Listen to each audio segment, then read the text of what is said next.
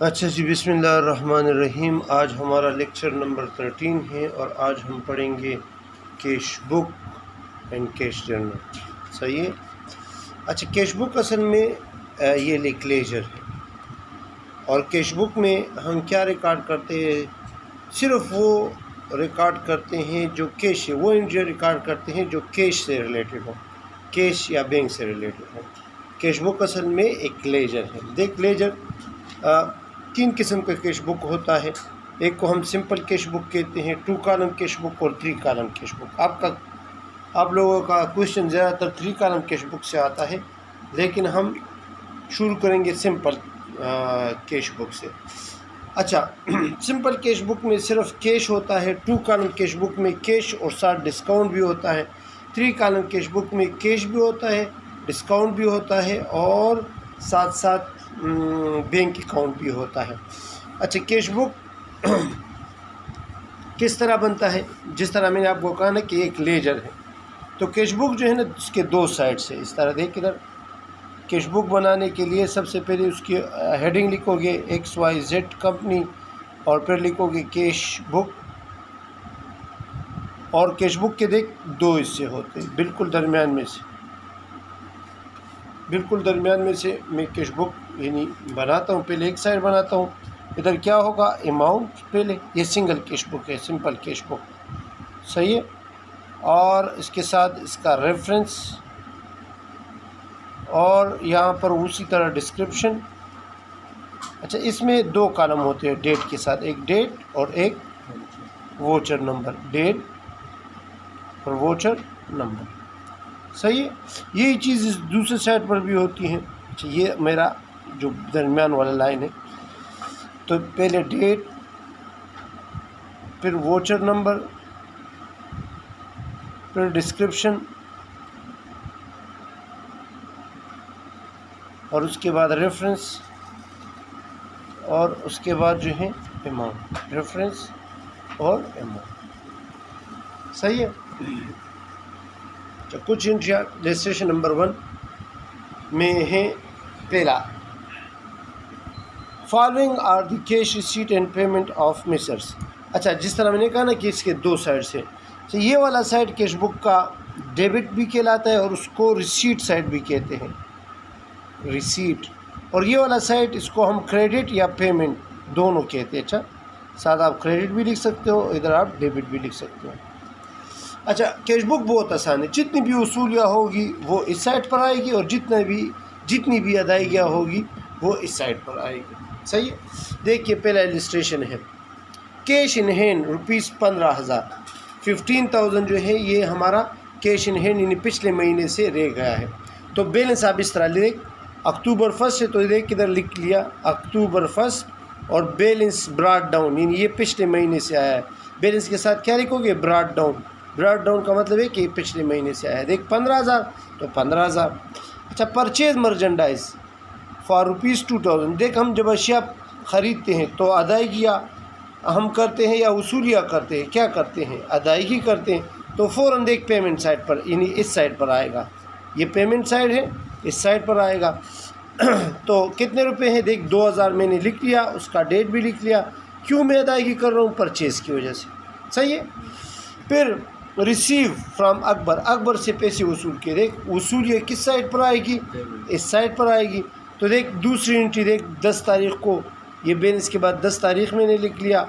और account Akbar account receivable, इससे पैसे वसूल हुए 3,000, तो 3,000 आप लोग लिख लोगे। सही है। कितना आसान है ये। अच्छा, तीसरी एंट्री को देख लिया 18, पेड टू बाबर। देख, फिर पेड है तो डायरेक्ट किस साइड पर आए? जब पेमेंट हो तो इस साइड पर आओगे। सही है। 18 तारीख को देख ये पेड हुआ बाबर, 60 रुपये। सही है। फिर कैश सेल, हमने नकद पर अशिया बेचे। तो सेल जब हम फ़रोख्त करते तो पैसे आते हैं, तो इस साइड पर आ जाए। सही है। देख 20 तारीख को सेल हुआ है, कितना? 4,000। कितना? 4,000। अच्छा, फिर पेड स्टेशनरी एक्सपेंस, तो पेड है तो इस साइड पर आ जाओ।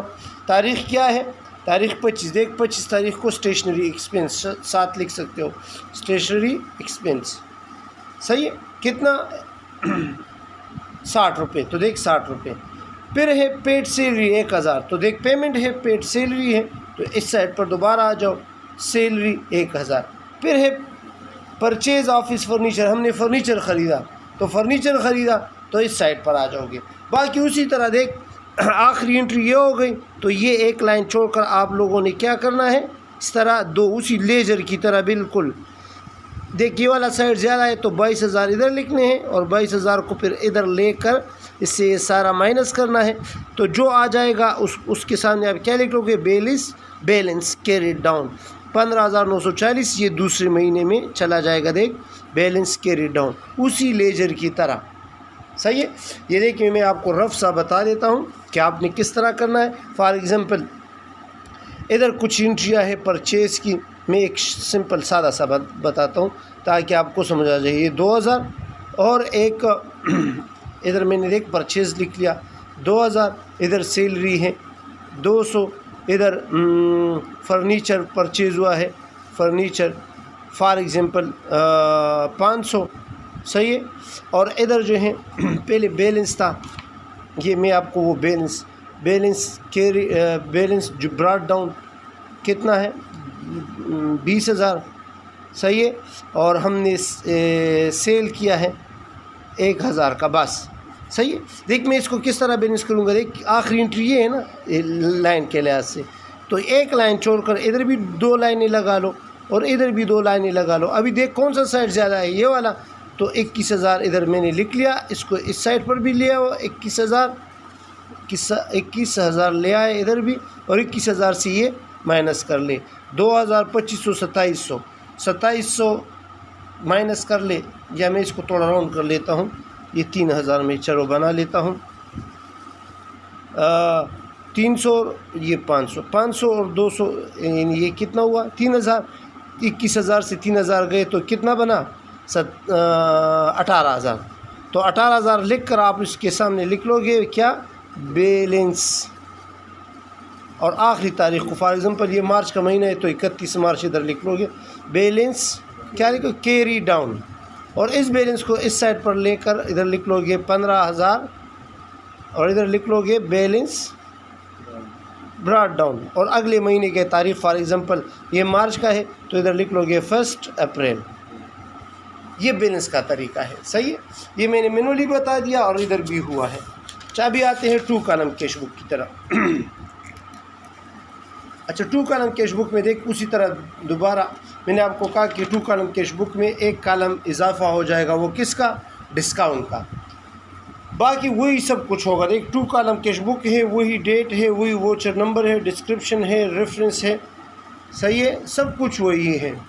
लेकिन एक कॉलम बढ़ जाएगा डिस्काउंट का। अच्छा जब हम डिस्काउंट किसी को छोड़ते हैं ना तो उसको डिस्काउंट अलाउड कहते हैं, वो डेबिट होता है। और जब हमें कोई डिस्काउंट देता है तो उसको हम डिस्काउंट रिसीव कहते हैं, वो क्रेडिट पर आएगा। डिस्काउंट अलाउड जो है ये हमारा एक्सपेंस है और डिस्काउंट रिसीव आमदनी है। ये बात अपने साथ नोट कर ले। डिस्काउंट अलाउड क्या है, ये एक्सपेंस है और डिस्काउंट रिसीव आमदनी है। अच्छा हम तो कैश देख इधर यहाँ पर अभी 2 कॉलम कैश बुक आ गया तो अमाउंट की जगह अभी क्या लिखोगे, कैश, इधर भी और इधर भी। इस सवाल को देख ले, इलस्ट्रेशन नंबर 2 कह रहा है कि फॉलोइंग आर द ट्रांजेक्शन।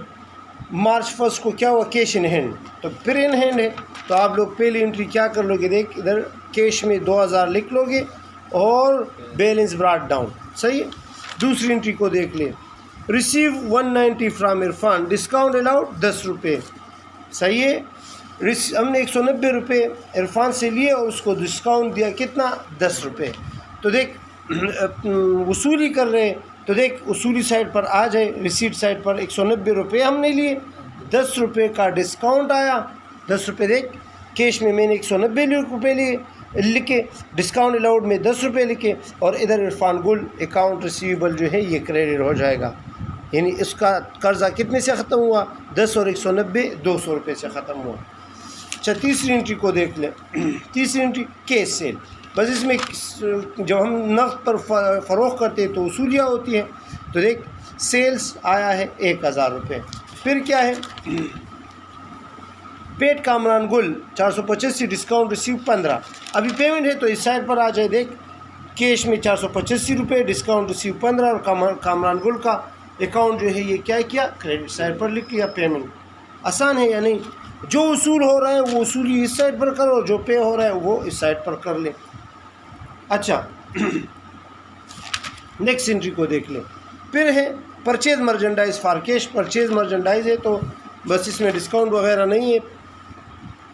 300 रुपये के हमने अशिया ख़रीदे, जब चीज़ें हम ख़रीदते तो अदायगी होती है तो पेमेंट इस साइड पर आ जाए 300 रुपये और परचेज़ लिख लिया हमने, सही है। फिर है रिसीव फ्राम इरफान गुल cash 3% list 3% discount settlement of his account of 500। अच्छा ये देखिए इसमें आपने कैलकुलेशन करनी होगी।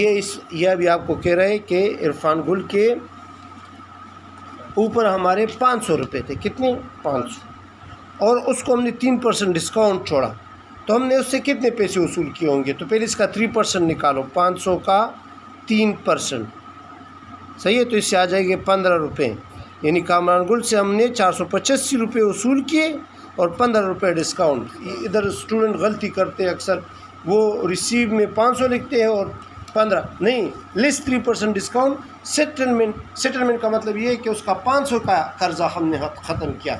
तो कैलकुलेशन की देख इधर वसूली पर आ जाओगे, देख 485 मैंने कैश में लिखा ये कैलकुलेशन के बाद, और 15 रुपये डिस्काउंट अलाउड में लिखा, और फानगुल अकाउंट रिसीवेबल मैंने जो है इसका डिस्क्रिप्शन में लिख लिया। अच्छा फिर कौन सी एंट्री है?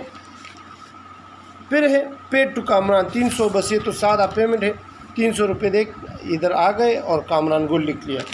फिर क्या है? बॉट फर्नीचर फॉर कैश 100 रुपये, फर्नीचर ख़रीदा, जब फर्नीचर ख़रीदा जाता है तो पेमेंट होती है, तो 100 रुपये फर्नीचर। फिर है पेड रेंट 100 रुपये, 100 रुपये रेंट अदा किया तो देख 100 रुपये रेंट।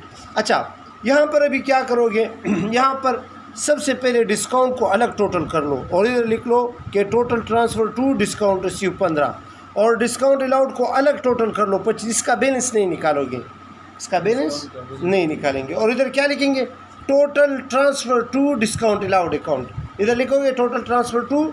अच्छा ये करने के बाद आप वही पुराना तरीका करो बैलेंस का, कि पहले एक लाइन छोड़कर इधर भी 2 लाइनें लगा लो और इधर भी 2 लाइनें लगा लो। ये साइड ज़्यादा है तो उसको मैंने टोटल किया, 3675 आया, 3675 इधर भी लिखा और 3675 से ये सारा माइनस किया, सही है। तो बैलेंस कितना आया 2390, और इधर लिख लो बैलेंस कैरिड डाउन, और इसको इस साइड पर ले आओ 2390 को बैलेंस ब्रॉट डाउन, सही है। अभी हम आते हैं 3 कॉलम कैश बुक की तरफ। अच्छा 3 कॉलम में 3 कॉलम होते हैं, देख अभी हमने डिस्काउंट पढ़ा तो इधर ये डिस्काउंट अलाउड साथ लिखते हो या नहीं लिखते। एक कॉलम कैश का हो जाएगा, अभी बैंक आ जाएगा तो बैंक का कॉलम देख, ये भी 3 कॉलम हो गए, एक कॉलम, दूसरा कॉलम और तीसरा कॉलम, सही है। बाकी सब कुछ उसी तरह है, लेकिन ये कॉलम ज़्यादा हो गया बैंक का, ये वाला। इस साइड पर भी देख डिस्काउंट, लेकिन इधर आप डिस्काउंट रिसीव भी लिख सकते हो, पूरा डिस्काउंट रिसीव्ड, कैश और बैंक, सही। सवाल की तरफ आ जाए। अच्छा from the following transaction prepare 3 column cash book mister Faiz Mohammad for the month of December. अच्छा पहली एंट्री है 40,000 paid by proprietor on start of business. मालिक ने 40,000 रुपये से कारोबार शुरू किया। जब ये भी वही बैलेंस वाली एंट्री है, कैपिटल से पैसे आ गए, कैश आप लिख लोगे 40,000 और रीज़न में कैपिटल लिख लोगे, ये कम तारीख को हो गया, सही है। दूसरी एंट्री इसकी समझ आ गई ना, जब मालिक पैसे लाता है तो कारोबार रिसीट साइड पर लिखोगे, कैश में मैंने 40,000 लिखा और रीज़न में क्या लिखा, कैपिटल और तारीख 1 दिसंबर। दूसरी एंट्री को देख ले। दूसरी एंट्री है डिपॉजिट 10,000 इनटू बैंक। अच्छा देख इधर, ये अजीब एंट्री है कि मैंने क्या किया कि 40,000 जितने भी पैसे आपके पास है उसमें मैंने 10,000 रुपये बैंक में जमा किए। देख ये इसको हम कंट्रा एंट्री कहते हैं, 10,000 रुपये बैंक में। अच्छा जब मैं 10,000 रुपये बैंक में जमा करता हूँ ना तो मेरा कैश कम होता है और बैंक बढ़ता है, सही है ना। तो कैश पर भी असर हो रहा है, बैंक कैश कम हो रहा है यानी कैश की पेमेंट हो रही है, और बैंक बढ़ रहा है तो बैंक में वसूल हो रहा है। तो बैंक रिसीट साइड में सिर्फ बैंक में लिख लूँगा, देख 10,000। रीज़न क्या है, कैश। और पेमेंट में पेमेंट साइड पर मैं कहाँ पर लिखूँगा, क्योंकि आपने पैसे अदा किए तो पेमेंट कैश में पेमेंट लिख लोगे 10,000 और रीज़न क्या लिख लोगे, बैंक। अच्छा, इस एंट्री का असर इधर भी हुआ और इधर भी हुआ, तो इसको हम कहते हैं कंट्रा एंट्री। तो रेफरेंस में आप छोटा सा सी लिख लोगे, सी इधर भी और सी इधर भी, इसको हम कहते हैं कंट्रा एंट्री। दोबारा इस एंट्री को देख ले, हमने बैंक में पैसे जमा किए, तो देख बैंक को वसूल हुए और हमसे पैसे गए, सही।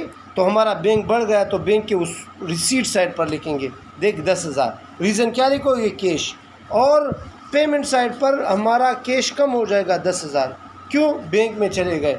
और इस एंट्री का असर इधर भी हुआ और इधर, तो इसलिए इसको हम क्या कहेंगे, कंट्रा एंट्री। समझ आ रही है बस। इसमें ये कंट्रा एंट्री स्टूडेंट को मुश्किल लगती है, लेकिन मुश्किल है नहीं, आसान है, सही है। अच्छा, फिर है बाट मर्चेंडाइज फॉर कैश। ये तो वही एंट्री है कि हमने मर्चेंडाइज परचेज़ की, तो डायरेक्ट पेमेंट पर आ जाओ, कैश में लिख लो 2,000, नकद पर किया है। अच्छा, फिर क्या है, bought merchandise for 5,000 in payment made by check.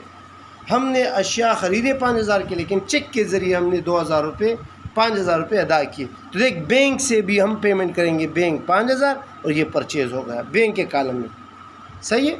अच्छा, फिर क्या है, receive cheque from Sajjad 2800 discount 100 रुपये, 2800 रुपये का चेक वसूल किया। अच्छा, अभी चेक पेमेंट तो हम बैंक से कर लेते हैं ना, लेकिन जब चेक वसूल होता है तो इसमें एक बात है, ये याद रखें, जब हम चेक वसूल करते हैं और उसको हम बैंक में जमा नहीं करते तो उसको हम एज अ कैश तस्वर करेंगे, सिर्फ वसूली के लिए, अच्छा अदायगी के लिए नहीं।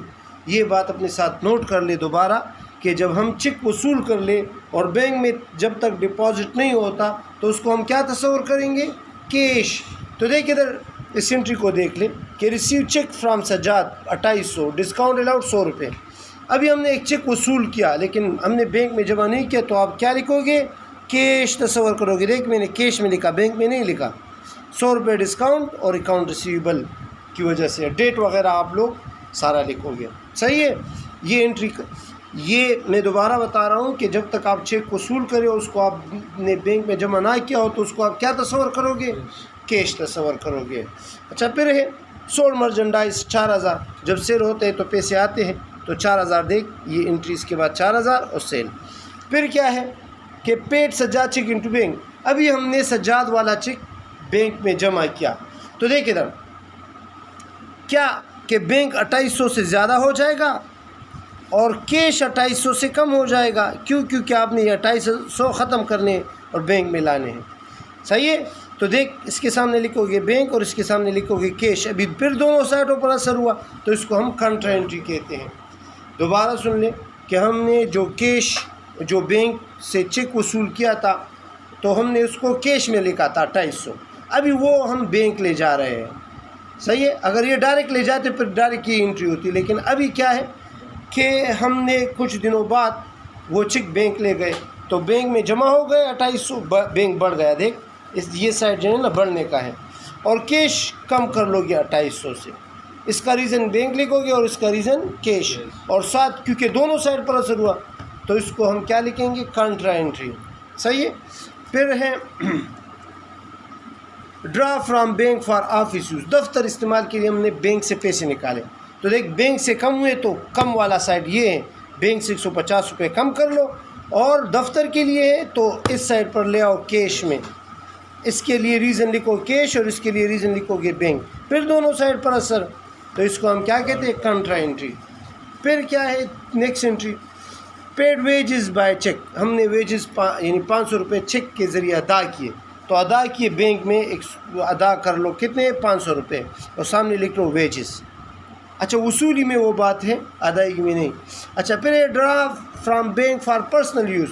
अच्छा, ज़ाती इस्तेमाल के लिए जब बैंक से निकालते हो ना तो कारोबार में वापस नहीं आते, तो वो बैंक से आप निकाल लो 400 रुपये, लेकिन इधर ड्राइंग लिखो, ये इस साइड पर नहीं आएंगे। क्यों नहीं आएंगे, क्योंकि ये ज़ाती इस्तेमाल के लिए, कारोबार के लिए नहीं। अच्छा, अभी आप क्या करोगे, डिस्काउंट को सिर्फ जमा कर लोगे, इधर भी, इधर जमा नहीं हुआ आप लोग। अच्छा, इधर इस साइड पर डिस्काउंट नहीं है, पहले डिस्काउंट को जमा करोगे, सही है। फिर उसके बाद बैलेंस करोगे किस चीज़ को, यानी 2 लाइनें इस तरह लगा कर, सही है, देखोगे कि कौन सा साइड ज़्यादा है। 40, ये 46,950 है, तो इसको इधर लिख कर इधर भी ले आए 46,950, और इससे ये ऊपर वाला सारा माइनस कर ले तो बैलेंस आ जाएगा कैश का 32,150। इसी तरह बैंक का भी करना है 12,800, ये जमा कर लो, 12,800 इधर ले आओ, इससे ये ऊपर माइनस कर लो तो ये 6,750। और इन दोनों बैलेंस को इस साइड पर ले आओ, इधर लिख लो बैलेंस कैरिड डाउन और इस साइड पर आ जाएगा बैलेंस ब्रॉट डाउन 32,150 और 6,750। इस पर अभी आप लोगों ने प्रैक्टिस करना है 3 column cash book, illustration number 4 भी करना है और इलस्ट्रेशन नंबर 5 भी करना है और 6 भी कर ले। सही है, प्रैक्टिस की बात है, प्रैक्टिस इस पर कर ले। सही है, तो ये आपका जो हम कहते हैं ना 3 कॉलम कैश बुक, उसके आप लोग प्रैक्टिस कर ले। ये तीनों इलस्ट्रेशन इस पर है। इंशाल्लाह अगर ये प्रैक्टिस आपने की तो आपका कॉन्सेप्ट जो है ये क्लियर हो जाएगा। और अगर समझ आई है तो चैनल को लाइक और सब्सक्राइब कर लें और दोस्तों के साथ शेयर करें।